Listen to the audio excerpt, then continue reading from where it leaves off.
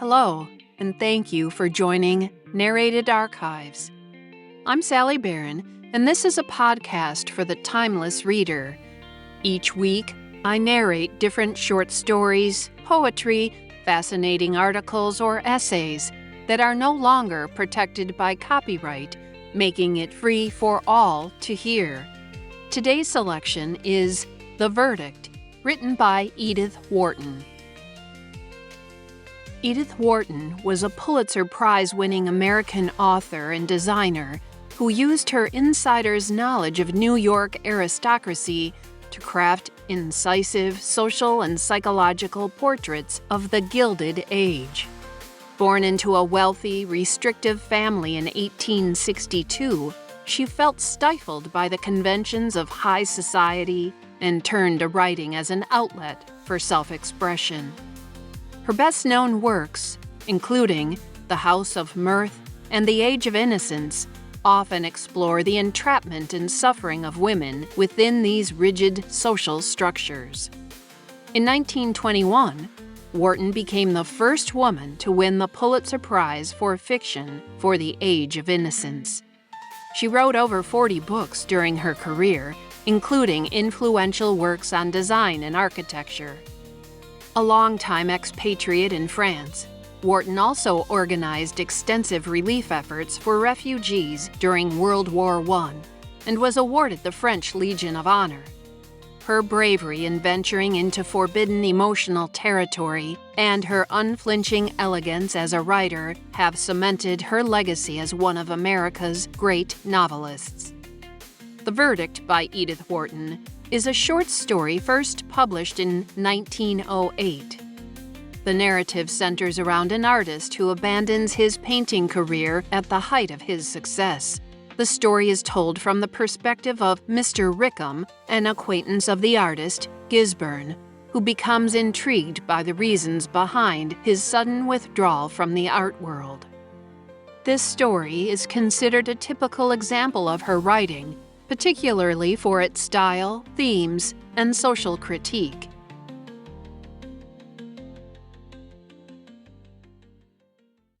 The Verdict. I had always thought Jack Gisburn rather a cheap genius, though a good fellow enough. So it was no great surprise to me to hear that, in the height of his glory, he had dropped his painting, married a rich widow, and established himself in a villa on the Riviera, though I rather thought it would have been Rome or Florence. The height of his glory, that was what the women called it. I can hear Mrs. Gideon Thwing, his last Chicago sitter, deploring his unaccountable abdication.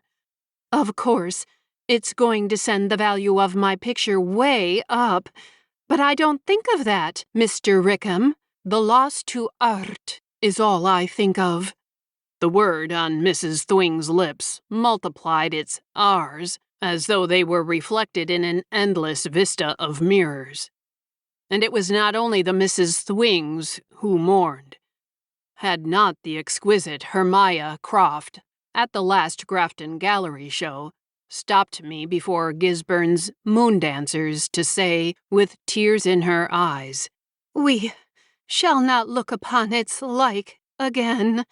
Well, even through the prism of Hermia's tears, I felt able to face the fact with equanimity. Poor Jack Gisburn. The women had made him. It was fitting that they should mourn him. Among his own sex, fewer regrets were heard, and in his own trade, hardly a murmur. Professional jealousy, perhaps. If it were, the honor of the craft was vindicated by little Claude Nutley, who, in all good faith, brought out in the Burlington a very handsome obituary on Jack, one of those showy articles stocked with random technicalities that I have heard, I won't say by whom, compared to Gisburn's painting. And so, his resolve being apparently irrevocable, the discussion gradually died out, and as Mrs. Thwing had predicted, the price of Gisburn's went up. It was not until 3 years later that, in the course of a few weeks idling on the Riviera, it suddenly occurred to me to wonder why Gisburn had given up his painting.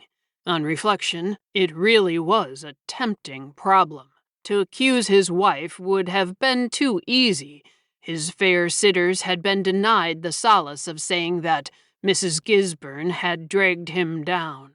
For Mrs. Gisburn, as such, had not existed till nearly a year after Jack's resolve had been taken. It might be that he had married her, since he liked his ease, because he didn't want to go on painting. But it would have been hard to prove that he had given up his painting because he had married her. Of course, if she had not dragged him down, she had equally, as Miss Croft contended, failed to lift him up. She had not led him back to the easel. To put the brush into his hand again, what a vocation for a wife! But Mrs. Gisburn appeared to have disdained it, and I felt it might be interesting to find out why.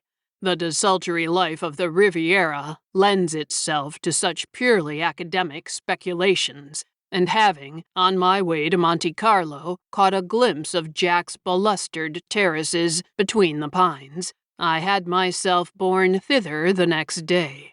I found the couple at tea beneath their palm trees, and Mrs. Gisburn's welcome was so genial that, in the ensuing weeks, I claimed it frequently. It was not that my hostess was interesting.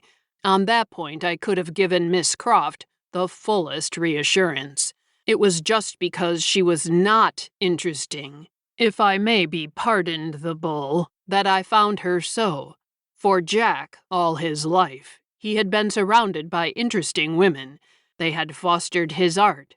It had been reared in the hothouse of their adulation, and it was therefore instructive to note what effect the deadening atmosphere of mediocrity, I quote Miss Croft, was having on him.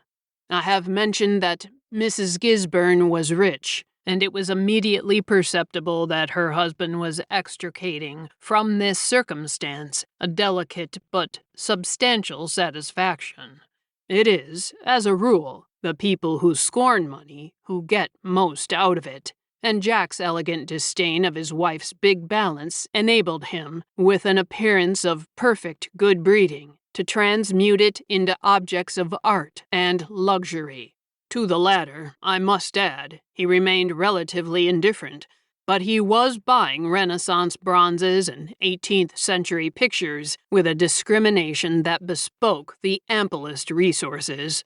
Money's only excuse is to put beauty into circulation, was one of the axioms he laid down across the Sevres and silver of an exquisitely appointed luncheon table, when, on a later day, I had again run over from Monte Carlo, and Mrs. Gisburn, beaming on him, added for my enlightenment, "Jack is so morbidly sensitive to every form of beauty." Poor Jack! It had always been his fate to have women say such things of him. The fact should be set down in extenuation. What struck me now was that, for the first time, he resented the tone. I had seen him so often basking under similar tributes. Was it the conjugal note that robbed them of their savor? No, for, oddly enough, it became apparent that he was fond of Mrs. Gisburn, fond enough not to see her absurdity. It was his own absurdity he seemed to be wincing under, his own attitude as an object for garlands and incense. My dear, since I've chucked painting, people don't say that stuff about me. They say that about Victor Grindle, was his only protest as he rose from the table and strolled out onto the sunlit terrace. I glanced after him, struck by his last word. Victor Grindle was, in fact, becoming the man of the moment, as Jack himself, one might put it, had been the man of the hour. The younger artist was said to have formed himself at my friend's feet, and I wondered if a tinge of jealousy underlay the latter's mysterious abdication. But no, for it was not till after that event that the Rose Dewberry drawing-rooms had begun to display their Grindles. I turned to Mrs. Gisburn, who had lingered to give a lump of sugar to her spaniel in the dining-room. "Why has he chucked painting?" I asked abruptly. She raised her eyebrows with a hint of good-humored surprise. Oh, he doesn't have to now, you know, and I want him to enjoy himself, she said, quite simply. I looked about the spacious white-paneled room with its famille verte vases repeating the tones of the pale damask curtains and its 18th-century pastels in delicate, faded frames. Has he chucked his pictures, too? I haven't seen a single one in the house. A slight shade of constraint crossed Mrs. Gisburn's open countenance. It is his ridiculous modesty, you know. He says they're not fit to have about. He's sent them all away, except one, my portrait, and that I have to keep upstairs. His ridiculous modesty. Jack's modesty about his pictures? My curiosity was growing like the beanstalk. I said persuasively to my hostess, I must really see your portrait, you know. She glanced out almost timorously at the terrace where her husband, lounging in a hooded chair, had lit a cigar and drawn the Russian deerhound's head between his knees. Well, come, while he's not looking, she said with a laugh that tried to hide her nervousness, and I followed her between the marble emperors of the hall and up the wide stairs with terracotta nymphs poised among flowers at each landing. In the dimmest corner of her boudoir, amid a profusion of delicate and distinguished objects, hung one of the familiar oval canvases in the inevitable garland frame. The mere outline of the frame called up all Gisburn's past. Mrs. Gisburn drew back the window curtains, moved aside a jardiniere full of pink azaleas, pushed an armchair away, and said, If you stand here, you can just manage to see it. I had it over the mantelpiece, but he wouldn't let it stay. Yes, I could just manage to see it, the first portrait of Jack's I had ever had to strain my eyes over. Usually they had the place of honor, say the central panel in a pale yellow or rose dewberry drawing room, or a monumental easel placed so that it took the light through curtains of old Venetian point. The more modest place became the picture better, yet, as my eyes grew accustomed to the half-light, all the characteristic qualities came out, all the hesitations disguised as audacities, the tricks of prestidigitation by which, with such consummate skill, he managed to divert attention from the real business of the picture to some pretty irrelevance of detail. Mrs. Gisburn presenting a neutral surface to work on, forming, as it were, so inevitably the background of her own picture, had lent herself in an unusual degree to the display of this false virtuosity. The picture was one of Jack's strongest, as his admirers would have put it. It represented, on his part, a swelling of muscles, a congesting of veins, a balancing, straddling, and straining that reminded one of the circus clown's ironic efforts to lift a feather. It met, in short, at every point the demand of lovely woman to be painted strongly because she was tired of being painted sweetly, and yet not to lose an atom of the sweetness. It's the last he painted, you know, Mrs. Gisburn said with pardonable pride. The last but one. She corrected herself. But the other doesn't count because he destroyed it. Destroyed it? I was about to follow up this clue when I heard a footstep and saw Jack himself on the threshold. As he stood there, his hands in the pockets of his velveteen coat, the thin brown waves of hair pushed back from his white forehead, his lean, sunburnt cheeks furrowed by a smile that lifted the tips of a self-confident mustache, I felt to what a degree he had the same quality as his pictures, the quality of looking cleverer than he was. His wife glanced at him deprecatingly, but his eyes traveled past her to the portrait. Mr. Rickham wanted to see it, she began, as if excusing herself. He shrugged his shoulders, still smiling. Oh, Rickham found me out long ago, he said lightly, then passing his arm through mine. Come and see the rest of the house. He showed it to me with a kind of naive suburban pride. The bathrooms, the speaking tubes, the dress closets, the trouser presses, all the complex simplifications of the millionaire's domestic economy, and whenever my wonder paid the expected tribute, he said, throwing out his chest a little, "Yes, I really don't see how people manage to live without that." Well, it was just the end one might have foreseen for him, only he was through it all, and in spite of it all, as he had been through, and in spite of his pictures, so handsome, so charming, so disarming, that one longed to cry out, "Be dissatisfied with your leisure," as once he had longed to say, "Be dissatisfied with your work." But, with the cry on my lips, my diagnosis suffered an unexpected check. "This is my own lair," he said, leaning me into a dark plain room at the end of the florid vista. It was square and brown and leathery. No effects, no bric-a-brac, none of the air of posing for reproduction in a picture weekly. Above all, no least sign of ever having been used as a studio. The fact brought home to me the absolute finality of Jack's break with his old life. "Don't you ever dabble with paint anymore?" I asked, still looking about for a trace of such activity. "Never," he said briefly. "Or watercolor or etching?" His confident eyes grew dim and his cheeks paled a little under their handsome sunburn. "Never think of it, my dear fellow, any more than if I'd never touched a brush." And his tone told me in a flash that he never thought of anything else. I moved away, instinctively embarrassed by my unexpected discovery, and as I turned, my eye fell on a small picture above the mantelpiece, the only object breaking the plain oak paneling of the room. "Oh, by Jove!" I said.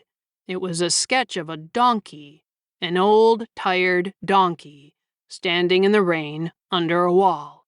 "By Jove, a Stroud!" I cried. He was silent, but I felt him close behind me, breathing a little quickly. "What a wonder! Made with a dozen lines, but on everlasting foundations. You lucky chap! Where did you get it?" He answered slowly. "Mrs. Stroud gave it to me." "Ah, I didn't know you even knew the Strouds. He was such an inflexible hermit." "I didn't till after. She sent for me to paint him when he was dead." "When he was dead? You?" I must have let a little too much amazement escape through my surprise, for he answered with a deprecating laugh. "Yes, she's an awful simpleton, you know, Mrs. Stroud. Her only idea was to have him done by a fashionable painter. Poor Stroud. She thought it the surest way of proclaiming his greatness, of forcing it on a purblind public. And at the moment, I was the fashionable painter." "Ah, poor Stroud, as you say. Was that his history?" "That was his history. She believed in him, gloried in him, or thought she did. But she couldn't bear not to have all the drawing rooms with her. She couldn't bear the fact that, on varnishing days, one could always get near enough to see his pictures. Poor woman. She's just a fragment groping for other fragments. Stroud is the only whole I ever knew." "You ever knew? But you just said—" Gisburn had a curious smile in his eyes. "Oh, I knew him, and he knew me. It only happened after he was dead." I dropped my voice instinctively. "When she sent for you?" "Yes, quite insensible to the irony. She wanted him vindicated, and by me." He laughed again and threw back his head to look up at the sketch of the donkey. "There were days when I couldn't look at that thing, couldn't face it, but I forced myself to put it here, and now it's cured me. Cured me. That's the reason why I don't dabble anymore, my dear Rickham, or rather Stroud himself is the reason." For the first time, my idle curiosity about my companion turned into a serious desire to understand him better. "I wish you'd tell me how it happened," I said. He stood looking up at the sketch and twirling between his fingers a cigarette he had forgotten to light. Suddenly he turned toward me. "I'd rather like to tell you because I've always suspected you of loathing my work." I made a deprecating gesture, which he negatived with a good-humored shrug. "Oh, I didn't care a straw when I believed in myself, and now it's an added tie between us." He laughed slightly, without bitterness, and pushed one of the deep armchairs forward. "There, make yourself comfortable, and here are the cigars you like." He placed them at my elbow and continued to wander up and down the room, stopping now and then beneath the picture. "How it happened, I can tell you in 5 minutes, and it didn't take much longer to happen. I can remember now how surprised and pleased I was when I got Mrs. Stroud's note. Of course, deep down, I had always felt there was no one like him. Only, I had gone with the stream, echoed the usual platitudes about him, till I half got to think he was a failure, one of the kind that are left behind. By Jove, he was left behind, because he had come to stay. The rest of us had to let ourselves be swept along or go under, but he was high above the current, on everlasting foundations, as you say. Well, I went off to the house in my most egregious mood, rather moved, Lord forgive me, at the pathos of poor Stroud's career of failure being crowned by the glory of my painting him. Of course, I meant to do the picture for nothing. I told Mrs. Stroud so when she began to stammer something about her poverty. I remember getting off a prodigious phrase about the honor being mine. Oh, I was princely, my dear Rickham. I was posing to myself like one of my own sitters. Then I was taken up and left alone with him. I had sent all my traps in advance, and I had only to set up the easel and get to work. He had been dead only 24 hours, and he died suddenly of heart disease, so that there had been no preliminary work of destruction. His face was clear and untouched. I had met him once or twice, years before, and thought him insignificant and dingy. Now I saw that he was superb. I was glad at first, with a merely aesthetic satisfaction, glad to have my hand on such a subject. Then his strange lifelikeness began to affect me queerly. As I blocked the head in, I felt as if he were watching me do it. The sensation was followed by the thought, if he were watching me, what would he say of my working? My strokes began to go a little wild. I felt nervous and uncertain. Once, when I looked up, I seemed to see a smile behind his closed, grayish beard, as if he had the secret and were amusing himself by holding it back from me. That exasperated me still more. The secret? Why, I had a secret worth 20 of his. I dashed at the canvas furiously and tried some of my bravura tricks. But they failed me. They crumbled. I saw that he wasn't watching the showy bits. I couldn't distract his attention. He just kept his eyes on the hard passages between. Those were the ones I had always shirked, or covered up with some lying paint. And how he saw through my lies. I looked up again and caught sight of that sketch of the donkey hanging on the wall near his bed. His wife told me afterward it was the last thing he had done. Just a note taken with a shaking hand when he was down in Devonshire recovering from a previous heart attack. Just a note, but it tells his whole history. There are years of patient, scornful persistence in every line.